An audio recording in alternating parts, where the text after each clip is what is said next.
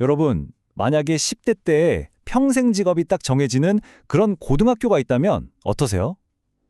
에이, 설마 싶으시겠지만 우리나라에 진짜 그런 곳이 있습니다. 바로 오늘 우리가 함께 살펴볼 공군 항공과학고등학교가 그 주인공입니다. 아니, 고등학교를 다니는데 돈을 낸다고요? 아니죠. 오히려 돈을 받으면서 다닌다면요? 좀 황당하게 들리시나요? 그런데 학비는 당연히 공짜, 기숙사비도 공짜, 여기에 매달 월급까지 꼬박꼬박 챙겨주는 그런 고등학교가 진짜 있습니다. 네, 바로 그곳이 공군항공과학고등학교입니다. 줄여서 한과고라고도 부르는데요. 이 학교는 그냥 고등학교가 아니에요. 아예 특별법으로 만들어진 국립군사학교고요. 목표도 아주 뚜렷합니다. 대한민국 공군의 항공기술을 책임질 그야말로 전문가, 부사관을 키워내는 곳이죠. 그래서 이 학교의 정체성을 한마디로 정의하기가 참 어려워요. 세 가지 얼굴을 동시에 가졌다고 보면 되는데, 먼저 엘리트 군인을 양성하는 군사학교고요. 또 최첨단 기술을 배우는 마이스터고이기도 합니다. 그리고 마지막으로 모든 걸 나라에서 지원해주는 국비기숙학교죠.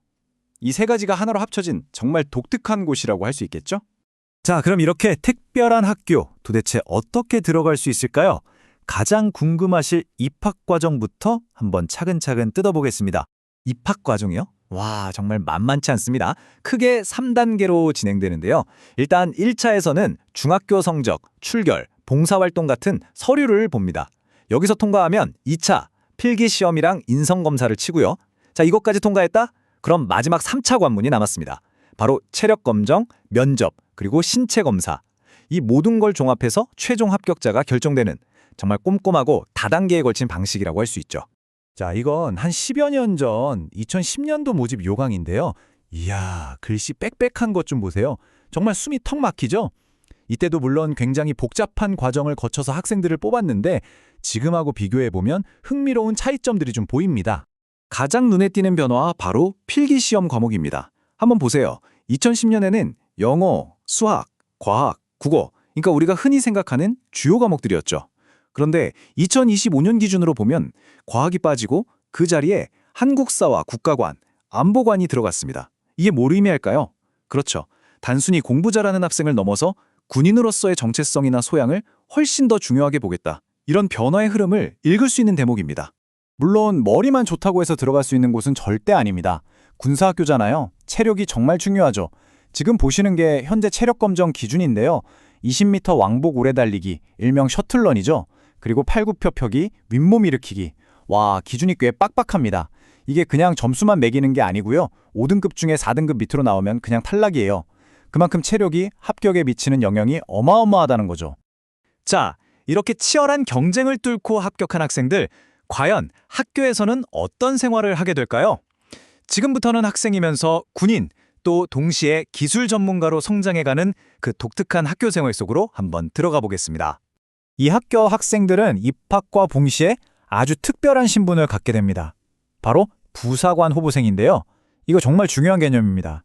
말 그대로 아직은 후보생이지만 법적으로는 군인 신분인 거예요. 그러니까 그냥 교복 입은 고등학생이 아니라 제복 입은 군인인 셈이죠.